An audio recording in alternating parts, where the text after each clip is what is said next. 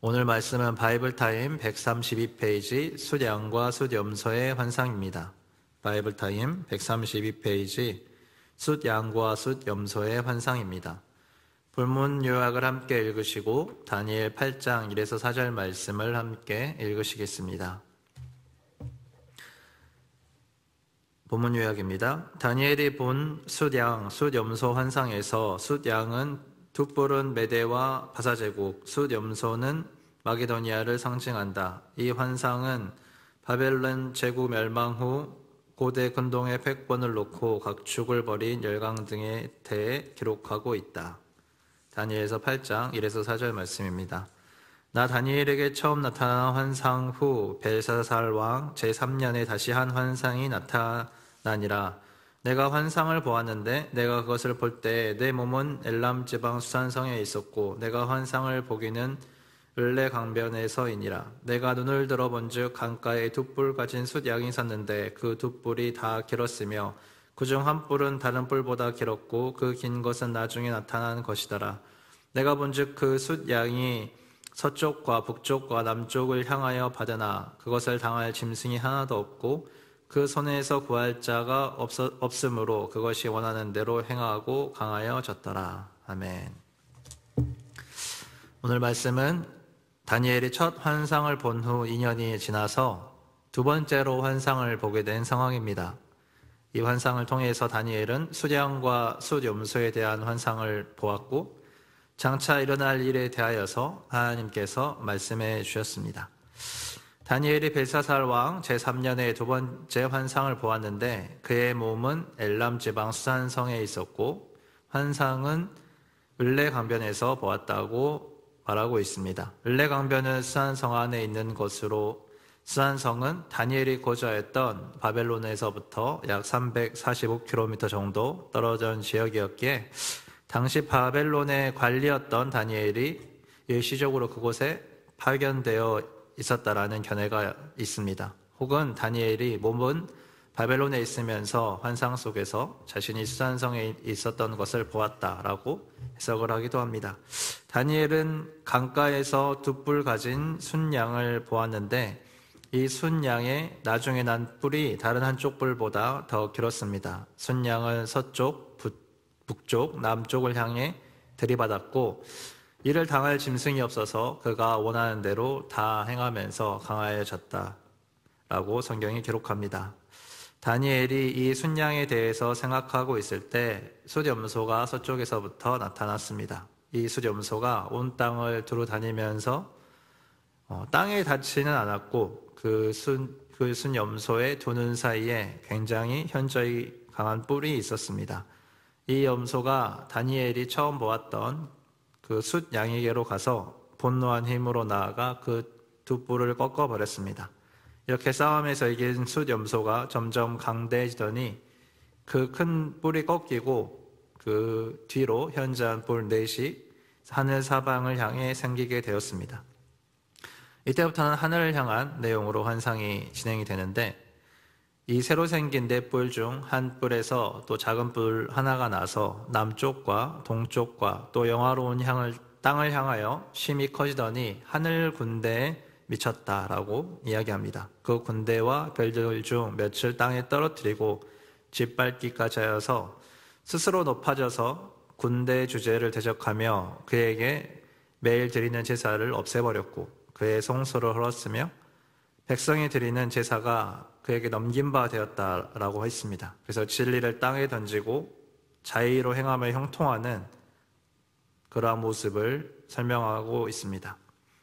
13절에서 15절 말씀을 보면 내가 들은즉 한 거룩한 이가 말하더니 다른 거룩한 이가 그 말하는 이에게 묻되 환상에 나타난 바 매일 드리는 제사와 망하게 하는 죄악에 대한 일과 성소와 백성이 내준 바 되며 짓밟힐 일이 어느 때까지 이를꼬 하매 그가 내게 이르되 2300 주야까지니 그때의 성소가 정결하게 되리라 하였느니라.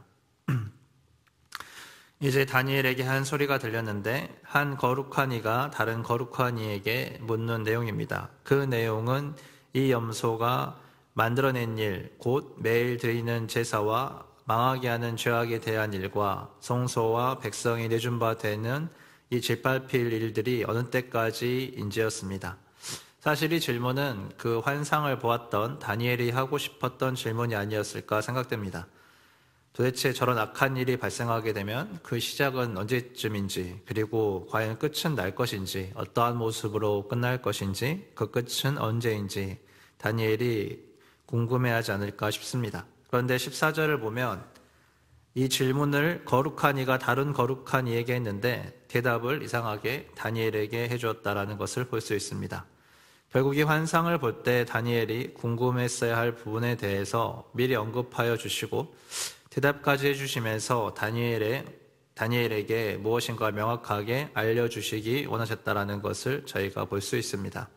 그 대답이 무엇이었습니까? 2300주야까지 이런 일이 있고 나서 그때 성소가 정결하게 될 것이다 라는 대답이었습니다. 그나마 다행인 점은 이 죄악 속에서 멸망할 것이 아니라 성소가 2300일, 약 6년하고 110일 정도 뒤에 정결케 회복하게 될 것이다 라고 말씀해 주는 것입니다. 즉 어려움이 있겠지만 2300일이라는 시간 이후에 회복될 것이라는 소망을 여전히 가슴에 품을 수 있는 그런 부분을 강조하지 않았는가 저희가 생각해 볼 수 있습니다.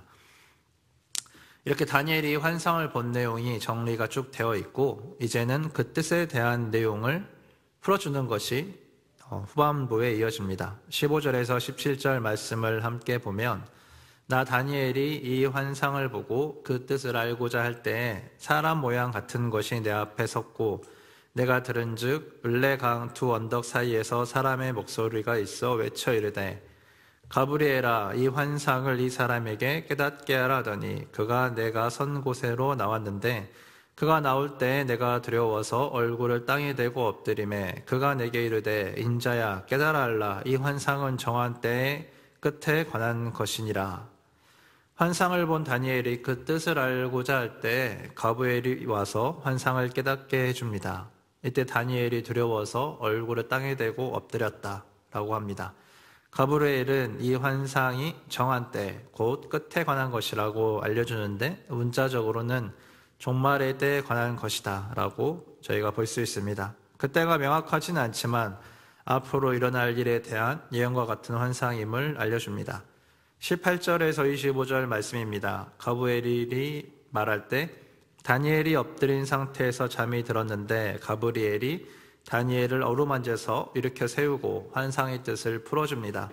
처음에 두 뿔을 가진 순양은 메대와 바사의 왕들이며 이를 물리친 숫염소는 헬라의 왕이고 그 두 눈 사이에 있는 큰 뿔이 첫째 왕이라고 알려줍니다.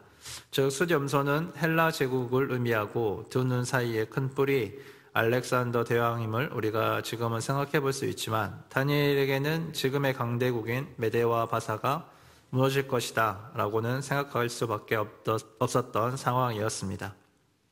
첫 번째 왕이 꺾이고 네 뿔이 난다는 것은 헬라에서 네 나라가 일어나지만 처음 왕의 그 권세만큼은 강하지 못할 것이다 라는 것이었고 네 나라 가운데서 또 한 왕이 일어나서 자기 힘으로 말미암지 않은 강한 권세를 가지고 놀랍게 파괴하며 자유로 형통하여 강한 자들과 거룩한 백성을 멸할 것에 대해서 알려줍니다. 이 악한 왕은 스스로 큰 체하며 평화로운 때 많은 무리를 멸하고 스스로 서서 만왕의 왕을 대적하는 악한 존재임을 이야기합니다. 그리고 이는 그가 사람의 손으로 말미암지 않고 깨질 것에 대해서 이야기합니다.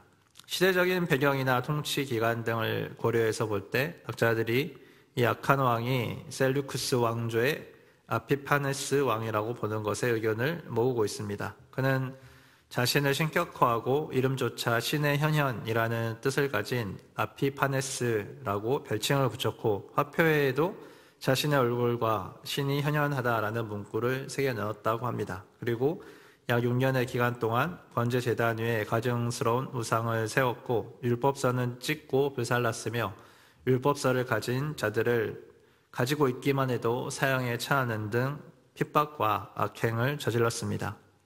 그리고 그는 사람 손에 죽지 아니하고 비참한 상태에서 병으로 죽어가며 이것이 하나님의 심판임을 인식했다 라는 역사가들의 기록도 존재합니다. 26절과 27절의 말씀을 함께 보시겠습니다. 이미 말한 바 주야에 대한 환상은 확실하니 너는 그 환상을 간직하라. 이는 여러 날 후의 일임이라 하더라. 이에 나 다니엘이 지쳐서 여러 날을 앓다가 일어나서 왕의 일을 보았느니라. 내가 그 환상으로 말미암아 놀랐고 그 뜻을 깨닫는 사람도 없었느니라.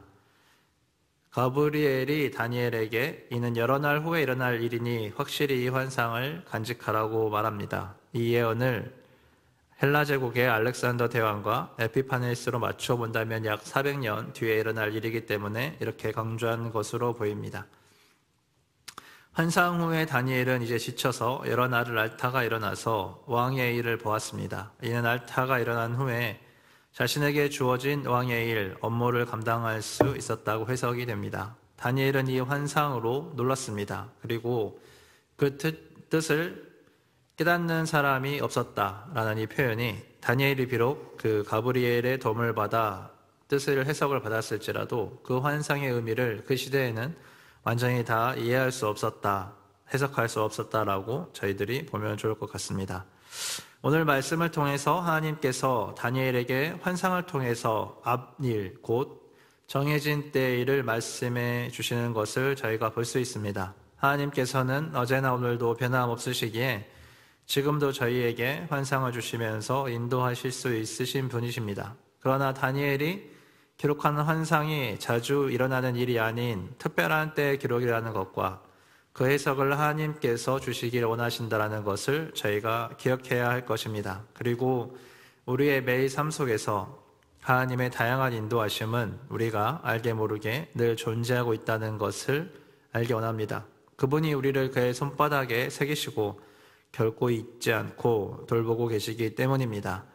우리는 어떤 방법으로든지 우리를 인도하기 원하시는 그 하나님의 인도하심을 저희들이 믿고 또 주님의 천사로 일하게 하사 우리를 도우시는 분이심을 또한 저희가 인정하며 하나님 한 분을 바라보는 그러한 삶을 살기 원합니다. 그리고 다니엘처럼 하나님의 뜻이 무엇일지 구하는 것이 필요합니다.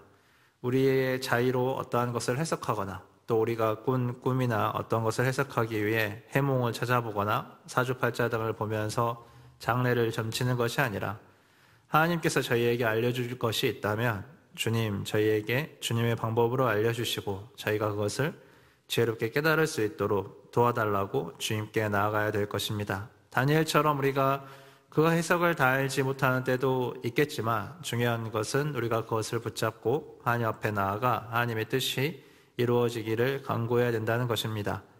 아브라함에게 소돔과 고모라에 대한 심판에 대해서 말씀하시는 하나님께서 아브라함에게 원하는 것이 무엇이었을까요? 소돔과 고모라를 내가 멸망시키러 간다라고 했을 때 아브라함이 이에 대해서 중보하는 바로 그 모습을 주님께서 받기 원하셨을 것입니다.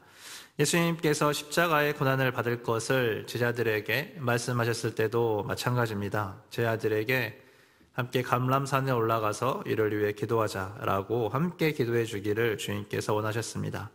하나님께서 무엇인가 우리에게 알려주실 때 그리고 그 가운데에서 하나님께서 정말 원하는 것이 무엇일까 우리가 고민할 때 우리가 이 하나님 앞에서 잠잠히 머무르면서 하나님의 인도하심을 구해야 할 것입니다. 하나님의 사랑과 공의 앞에서 예수 그리스도를 통한 온 열방의 구원을 위해 하나님께서 정말 기뻐하시는 뜻이 무엇일까 주님께 구하면서 저희가 기도해야 될 것입니다. 하나님께서는 때를 정하시고 일하시는 분이십니다. 다니엘에게도 환상을 통해 말씀하실 때 그때 명확하게 말씀하지 않으셨습니다. 우리에게 주어진 예언의 말씀이 무엇입니까? 그것은 곧 예수님께서 다시 오신다는 것입니다. 예수님께서 다시 오시는 그때는 하나님 아버지만 아신다고 하셨습니다. 그래서 저희가 분명히 해야 될 것은 그날은 도적같이 올 것이며 하나님 아버지만 그때를 정확하게 아시기 때문에 이를 안다라고 말하는 소리들을 경계해야 된다는 것과 그럼에도 우리가 이날이 오기를 소망하며 기도하고 하나님의 뜻이 온전히 이루어지기를 바라는 그러한 모습으로 이 일상을 살아내야 한다는 것입니다. 주님이 다시 오신다고 하면 당장 생각나는 것이 무엇이겠습니까? 우리 주변의 가족들과 이웃들, 또 믿지 않는 친구들의 구원이 아닐까 싶습니다.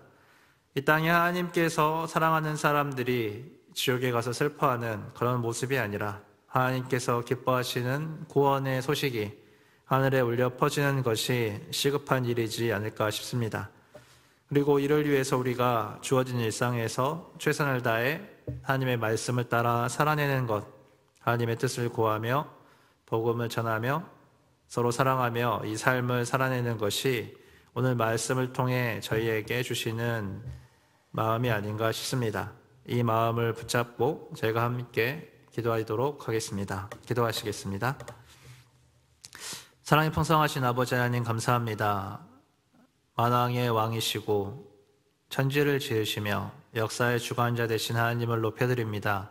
하나님, 우리에게 함께 하기 원하시고 우리에게 말씀하기 원하시고 우리에게 알려주시기 원하시고 우리를 인도하기 원하시며 그래서 그 모든 것이 하나님이심을 나타내기 원하시는 주님 당신의 사랑과 자비와 저희를 향한 열정을 인하여 감사합니다. 하나님, 이곳에서 저희가 함께 주님의 뜻을 구하며 나아갑니다. 저희를 인도하시는 주님의 걸음을 분명하게 인식하고 하나 되어 걸어갈 수 있도록 주여 도와주시고 주님, 저희가 세상의 소리나 해석들이 아니라 하나님께서 정말 기뻐하고 원하시는 그 해석을 깨달아 할 수 있는 지혜를 주시고 아버지, 주님께서 정말 기뻐하시는 그 마음을 저희들이 분별하며 그를 위해 기도하고 일상을 살아내는 믿음의 선한 공동체 될 수 있도록 주의 은혜 허락하여 주시옵소서. 저희 한 사람 한 사람의 삶 가운데 친절히 다가오시며 인도하시는 주님의 그 섭리를 저희들이 믿음으로 주님 반응하며 나아갈 수 있도록 주여 도와주시옵소서. 오늘 또 하루를 주님께 올려드리며 기도할 때 주님께서 저희의 걸음걸음 인도하여 주시고 주님이 다시 오시는 그 하루에 주님 한 걸음을 저희가 걸어갈 수 있도록 주여 은혜 허락하여 주시옵소서. 감사드리며 예수 그리스도의 이름으로 기도하였습니다. 아멘.